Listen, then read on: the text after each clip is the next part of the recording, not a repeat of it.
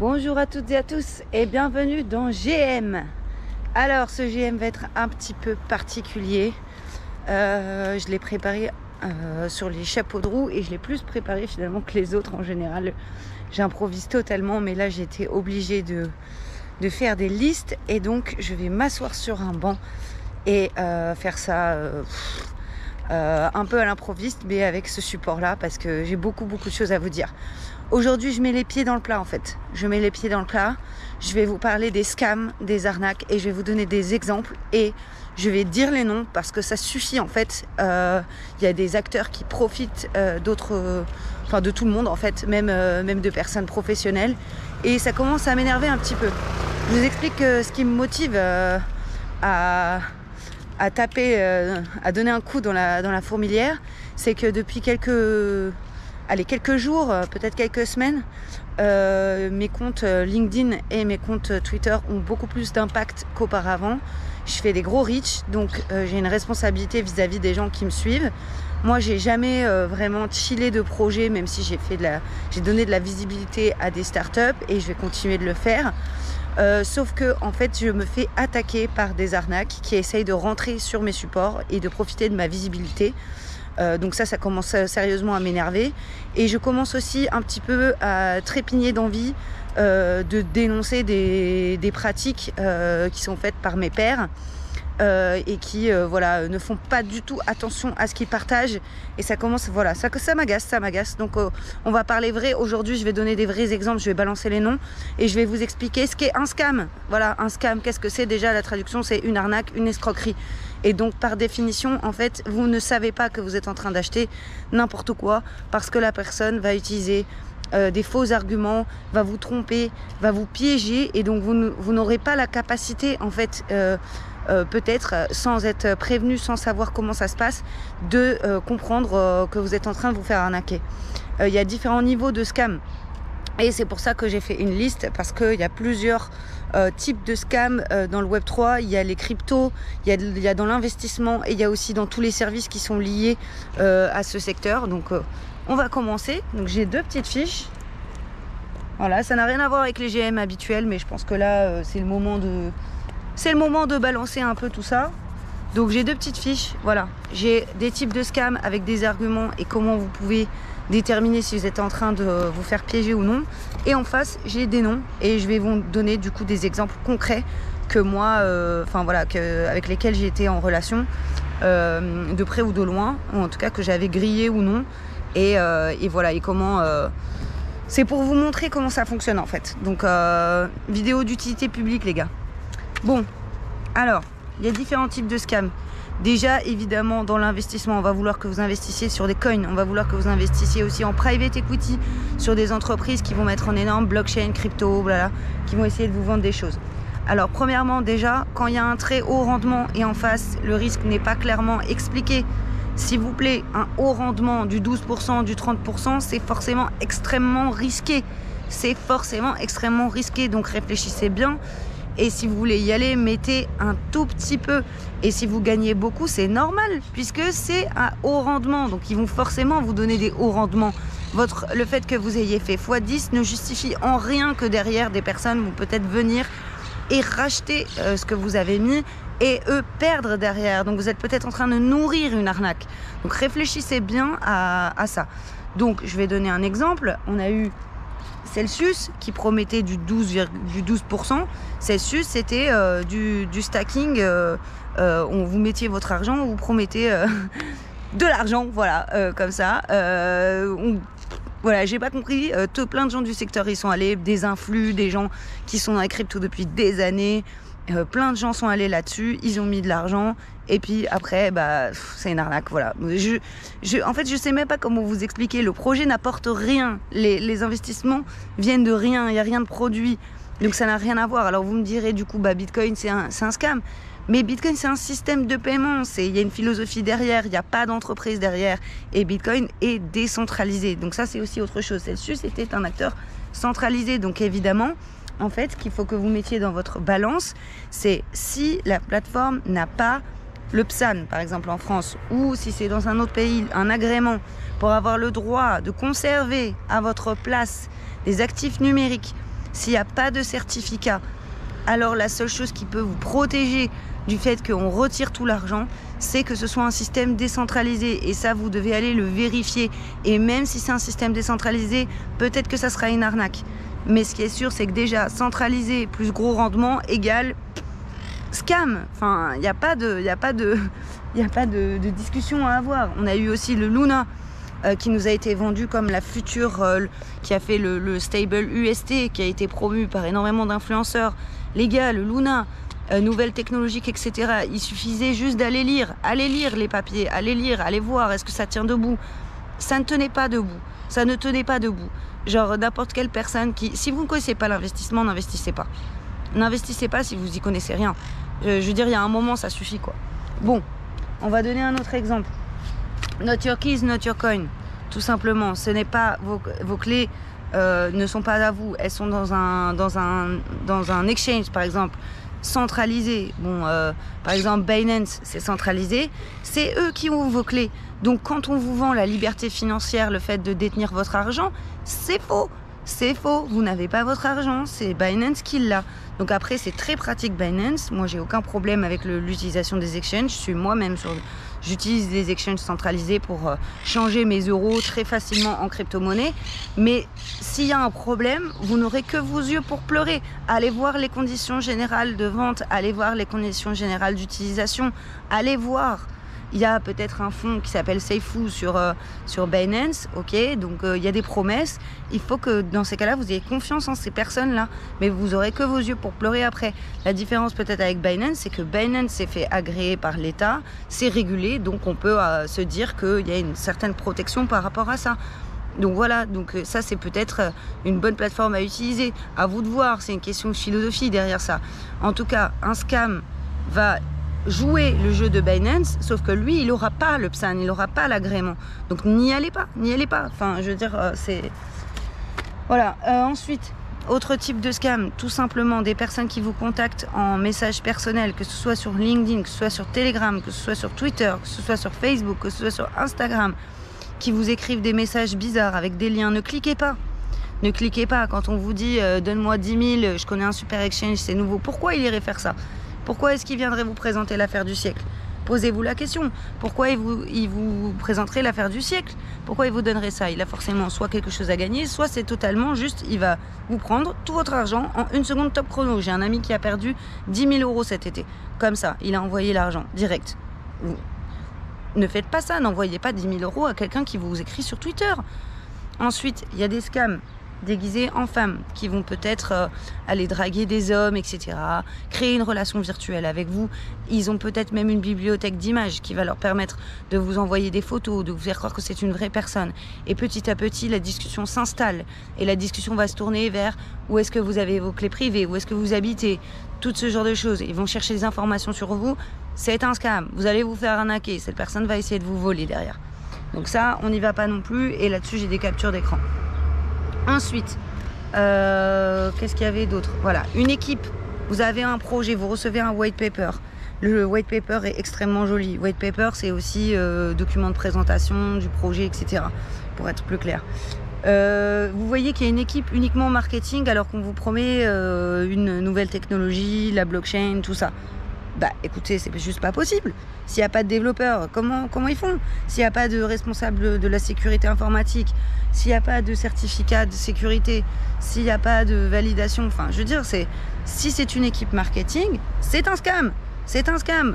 On fait pas du custody, on garde pas les clés de quelqu'un sans un système complet de sécurité. Donc vous voyez une équipe marketing, n'y allez pas. N'y allez pas, l'équipe marketing, elle arrive après en général d'ailleurs. Donc c'est encore mieux s'il y a une équipe tech et qu'il y a du marketing qui s'ajoute. Certes, c'est plutôt d'ailleurs un bon signe, mais si vous avez que l'équipe marketing au début, c'est mort. Donc là-dessus, je vais parler, désolé, mais Margot Klein, là, c'est n'importe quoi ton projet. Il y a un moment, il va falloir arrêter le white paper est très joli, mais tu as une équipe marketing avec un avocat. Tu peux pas m'expliquer que les avocats en Suisse ont validé ton projet, tu n'as aucune certification, tu n'as pas le droit de conserver des actifs numériques. La seule chose qui pourrait garantir que ton projet n'est pas extrêmement risqué, puisque je ne sais pas si c'est mal intentionné de ta part ou non, je ne vais pas faire un procès d'intention aujourd'hui, c'est que à la limite... tu aies une certification ou au contraire que tu sois décentralisé et que donc du coup ce soit totalement transparent. Tu parles de transparence, tu parles de blockchain, mais on ne sait pas comment ça se passe, il n'y a rien, il n'y a aucun détail, il n'y a pas de chiffres, on comprend rien, c'est juste plein de mots-clés, c'est que du marketing. Voilà, donc ça, désolé les gars, désolé Margot de t'attaquer comme ça, mais c'est juste pas possible. Voilà, ensuite, on continue. Des affiliés agressifs, donc ça je l'ai vécu avec Juicy Field. Juicy Field, c'était, ça surfait sur les crypto-monnaies, mais ça n'avait rien à voir avec les crypto-monnaies. C'était un investissement dans du cannabis en plus, donc voilà, médical soi-disant. Je l'ai démonté dans une vidéo, je vous invite à aller voir toute la vidéo. Je l'ai démonté dans une vidéo, je l'ai démonté sur Twitter. J'ai prouvé par A plus B que c'était une arnaque à la fois sur le concept, sur les produits, sur les tokenomics, que c'était un Ponzi de A à Z. Je me suis fait attaquer par des affiliés, des personnes qui ont des liens sur lesquels vous allez cliquer et qui vont profiter en fait de leur parrainage pour gagner de l'argent. Si vous avez des gens agressifs comme ça qui viennent dès que vous émettez une critique, c'est quand même plutôt le signe que c'est un scam. Normalement, on n'a pas besoin de prouver qu'on n'est pas une arnaque quand on n'en est pas une. On n'a pas besoin d'envoyer des soldats. Donc tout simplement parce que le projet parle de lui-même. Donc ça, voilà, Juicy Field, vous allez voir la vidéo, c'est fait. Ensuite, les Ponzi. Bon bah pareil, hein, si vos parrainages, si c'est les parrainages qui vous rapportent le plus d'argent, quand les personnes vont essayer d'utiliser le maximum d'arguments en vous disant mais oui mais moi j'ai un ami qui a mis 50 €, il est maintenant à 100 000 de chiffre d'affaires, de bénéfices pardon, bah genre en quoi c'est une preuve? S'il est arrivé au début d'un Ponzi, forcément il a gagné de l'argent, c'est le but du Ponzi, c'est de convaincre comme ça en fait, de vous expliquer que regardez ils ont gagné plein d'argent donc du coup ça veut dire que c'est sérieux, j'ai bien reçu le virement, mais enfin qu'est-ce qu'il vous dit? Est-ce qu'il y a un smart contract qui vous envoie l'argent? Non, c'est quelqu'un, c'est une secrétaire derrière un PC qui vous envoie un virement. Donc là, il n'y a rien de certifié, il n'y a rien de sérieux, ça dégage. Donc ça, c'était le cas de Juicy Field. Ensuite, voilà, donc ça, c'est pour les scams en termes d'investissement. Je vais passer maintenant à un second type de scam, qui est, disons que le mot scam est un petit peu douloureux pour ces personnes-là, ce serait un peu injuste. C'est les mauvais projets, Donc là, déjà, les scams, on enlève, on garde plus qu'un projet sur 10. Hein. Sur les projets comme ça, il y en a 9 sur 10 qui dégagent. Voilà, donc là, vous avez votre premier tri. Ensuite, comme toujours, parmi les projets qui sont honnêtes, avec des vraies startups, des vraies équipes, il y a quand même d'autres choses à aller regarder. Parce que c'est pas parce que vous êtes un entrepreneur intègre que votre projet est bon. Et donc là, on parle de scam, mais c'est un peu compliqué d'utiliser le mot scam. C'est pas vraiment une arnaque. Et parfois, la limite, elle est compliquée à distinguer. Donc là, on va avoir un bon projet, d'accord? Il faut regarder le time to market. Si regardez s'il y a un marché, regardez si le marché est prêt, si des gens vont vraiment acheter ça ou si ça va juste être de la spéculation pure et dure. Alors là, c'est très dur de juger, je vous avoue, il faut avoir l'habitude d'investir. Donc n'investissez pas si vous n'avez pas l'habitude d'investir, si vous n'avez pas l'habitude de questionner des entrepreneurs. Ça n'a rien à voir avec le fait que les entrepreneurs aient un profil LinkedIn ou non, puisque en fait tout simplement il y a une réputation sur internet maintenant et donc des gens pseudonymes ont des casseroles, on peut se renseigner sur quelqu'un en dehors d'avoir son identité, parce qu'on peut savoir qu'il a eu 3 projets avant, il a arnaqué tout le monde ou non. Pour ça il y a des chasseurs de scams comme moi qui travaillent sur, moi je travaille surtout sur Telegram, mais il y en a aussi sur Discord, donc renseignez-vous, regardez les gens qui dénoncent les scams. Il y en a beaucoup. Au lieu de leur dire tout le temps de se taire et d'arrêter de gâcher tous les projets, ce qu'on n'est pas en train de faire, on n'est pas en train de gâcher tous les projets. Évidemment, c'est désagréable. Regardez mon ton. Évidemment, c'est pas la vidéo la plus agréable que vous allez voir de votre vie, parce que quand on démonte des scams tous les jours, c'est un petit peu agaçant. Vous voyez voilà. Donc ces personnes-là qui hurlent un peu comme moi sur les réseaux sociaux, écoutez-les quand même un petit peu, parce qu'on ne s'amuse pas à venir démonter les projets. Quel est notre intérêt d'aller démonter le projet de quelqu'un d'autre? Moi, j'ai rien à vous proposer en face. Donc, j'ai aucune raison de démonter le projet de quelqu'un. Si je vous dis que son produit, il sert à rien, il sert à rien. Alors après, parfois, c'est très discutable et je reconnais... Enfin, moi, je suis totalement ouverte à la discussion sur certains projets, en l'occurrence. Donc, le time to market, qu'est-ce que je peux avoir? Des métaverses qui vont vous vendre qui vont vous expliquer, ouais, on ouvre un métaverse, on va faire ci, on va faire ça. On voit déjà que The Sandbox, Decentraland, les énormes métaverses, ils galèrent, il n'y a personne qui vient aux événements. Donc vous n'allez pas me dire qu'un mec qui a pas d'argent, il va réussir à faire, qui n'a pas réussi à lever des fonds auprès de grands fonds, il va réussir à ramener des gens dans son métaverse, à part s'il a un avantage concurrentiel clair. Et cet avantage concurrentiel clair, il faut qu'il soit exprimé et il faut qu'il soit vérifié par un POC, un Proof of Concept. C'est-à-dire qu'il y a déjà des clients. Sinon, c'est même pas la peine d'y aller, n'y allez pas. Ensuite, la roadmap, est-ce qu'elle est réalisable? Regardez, là c'est pareil, il faut avoir l'habitude d'investir. Regardez si c'est possible de faire ça dans le temps imparti. On va ensuite parler de la répartition des tokens et des tokenomics. Alors là, pareil, c'est extrêmement discutable. Il y a des gens qui ont critiqué, par exemple, la répartition des tokens de Starknet. Starknet, c'est un super projet, mais voilà, il y a eu des red flags par rapport à ça, donc c'est très discutable. C'est à vous de vous faire votre propre avis, d'aller faire vos recherches, de savoir à quel point vous êtes exigeant sur ce critère-là ou non. Après, il y a des projets sur lesquels c'est beaucoup plus évident. On voit directement que les tokens, ils viennent dans les poches des fondateurs, qu'il y a une redistribution qui va faire ce qu'on appelle un slow rug aussi, c'est-à-dire que petit à petit, les fondateurs vont revendre leurs tokens et récupérer l'argent que vous avez mis. Donc ça, renseignez-vous, tapez slow rug sur slow rug, S-L-O-W rug, RUG sur Google et allez regarder ce que c'est et vérifier que vous n'êtes pas face à des tokenomics qui vont permettre ce slow rug. Voilà, alors ensuite, demandez-vous s'il y a des mauvaises nouvelles. Et là, pareil, je vais balancer un nom. Jimmy's, le token et la plateforme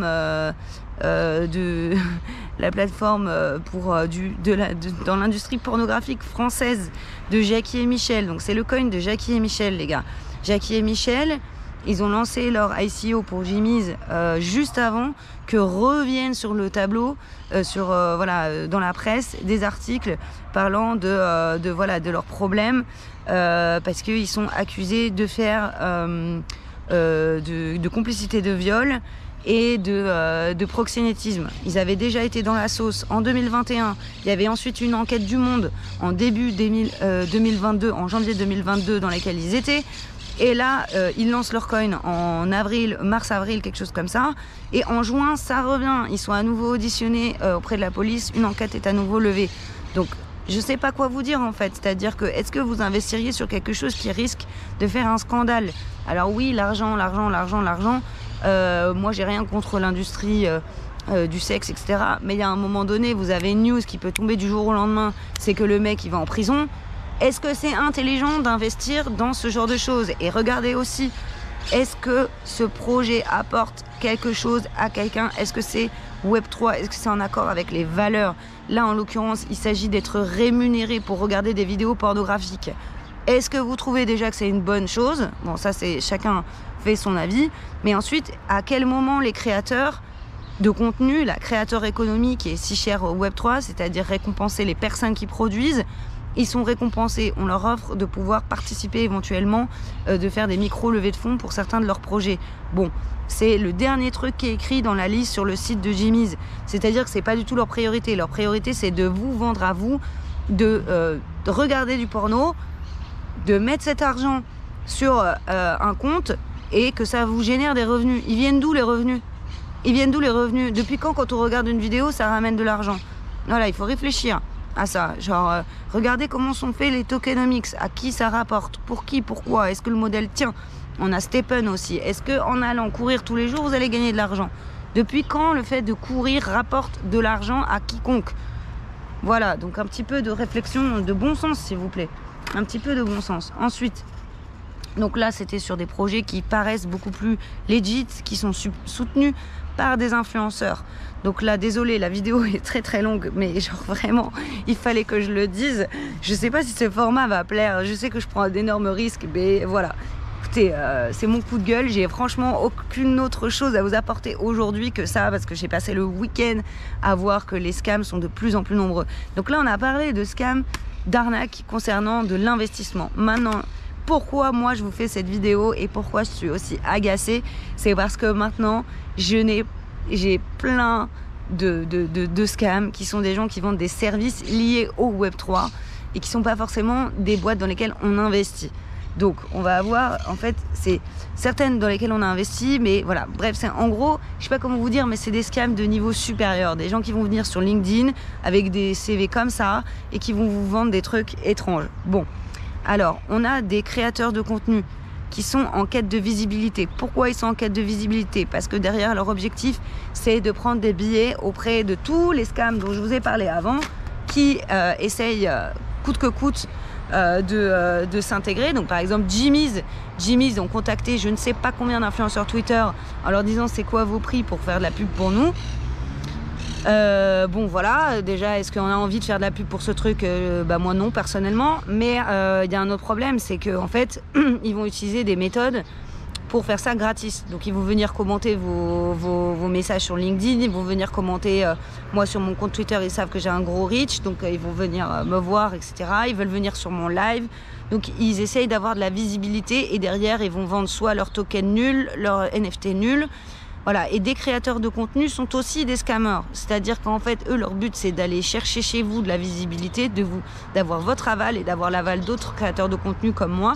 Et une fois que c'est fait, bam, ils envoient la sauce, ils monétisent en vendant des coins et des choses complètement nulles. Voilà, et ils se sont fait une légitimité. Donc on met un certain petit temps à réagir. Et pendant ce petit temps à réagir, à se dire, mais en fait, c'est une arnaque. Parce que ça se trouve, tu es allé boire une bière avec lui la semaine dernière parce que tu trouves que ses contenus sont qualitatifs. La qualité baisse et les shitcoins commencent à être vendus.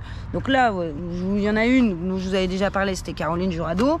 Voilà, Caroline Jurado qui faisait des contenus exceptionnels, qui a commencé à faire des contenus beaucoup moins bons, enfin clairement. Hein, la vulgarisation n'explique pas les approximations à ce point-là, quoi, et qui a ensuite chillé des projets sans préciser parfois même qu'elle était en train de faire une publication commerciale. Apparemment, elle s'est un petit peu ressaisie, donc ça fait plaisir. Mais voilà, il y a aussi des créateurs de contenu qui s'amusent à copier-coller des contenus en anglais, à les traduire ou à piquer chez d'autres créateurs de contenu qui s'appliquent tous les jours à vous faire des threads et qui vendent rien derrière en plus. Donc nous, on gagne pas d'argent. Hein. Quand on fait des threads, moi, je gagne pas d'argent. Donc voilà, et qui font ça et qui ensuite mettent leur lien d'affilié, leur formation et vendent derrière. Donc ça, on passe notre temps à en dénoncer, c'est-à-dire que la réappropriation de contenu, la copie, voilà, c'est plus possible.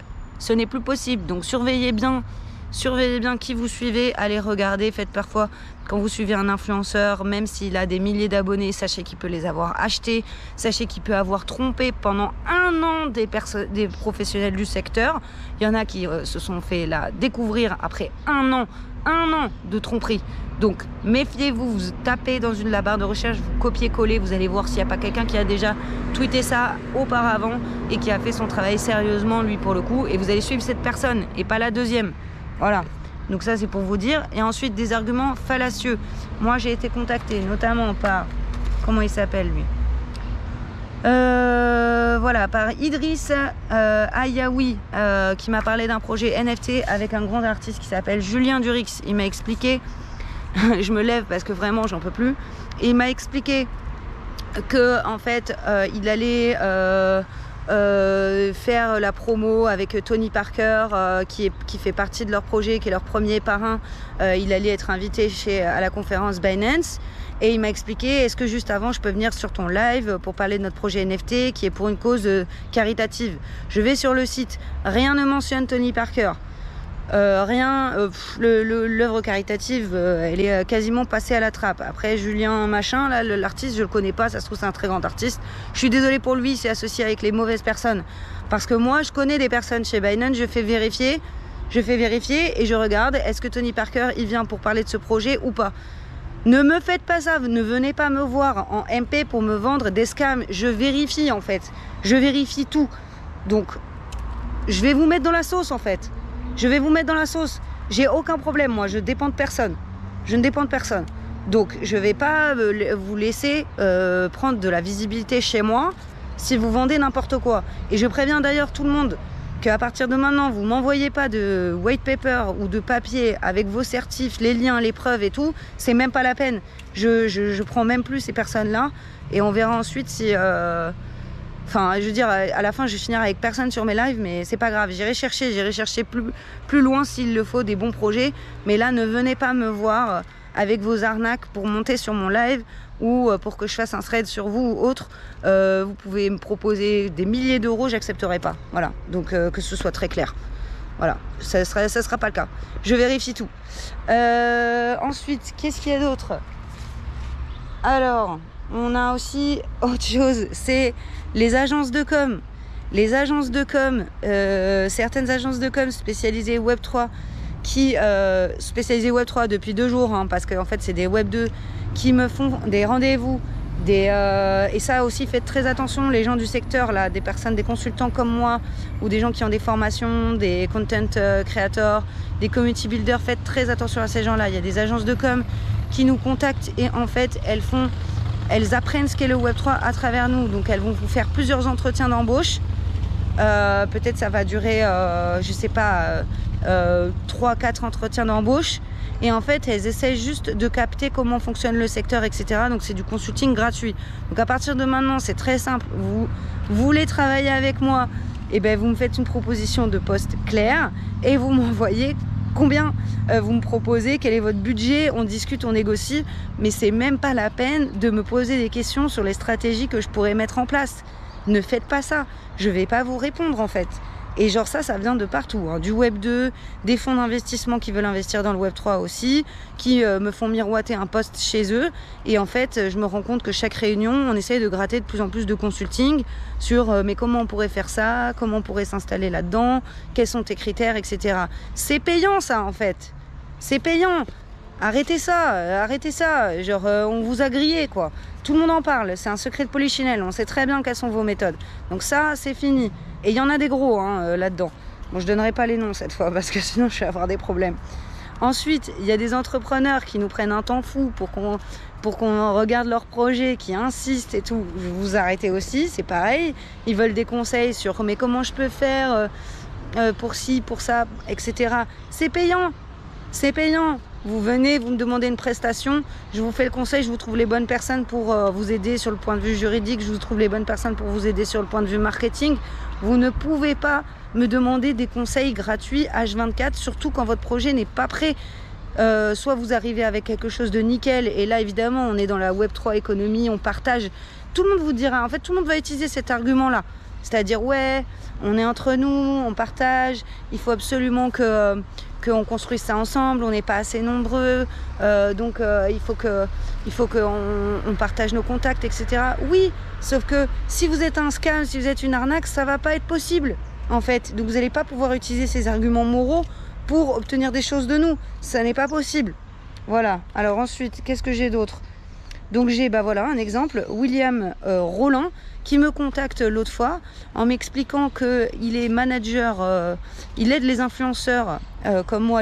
Apparemment, moi je suis influenceuse maintenant, donc j'ai plus le choix. Ça a été décidé par la plèbe. J'ai beau avoir très peu d'abonnés par rapport à d'autres, on m'explique que je suis influenceuse. Donc on vient me voir, on me dit ouais, t'es une petite influenceuse, une micro-influenceuse, je peux t'aider à faire monter ton compte. Alors pourquoi monter mon compte?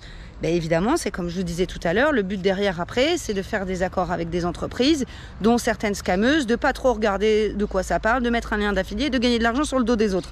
Ça n'arrivera pas. Moi, j'ai d'autres business models et je gagnerai ma vie autrement que comme ça. Je vous l'assure, ça n'arrivera jamais. Vous aurez jamais un lien d'affilié attaché à mon compte. J'ai mis du temps avant de prendre cette décision, mais c'est clairement, ça va pas être possible.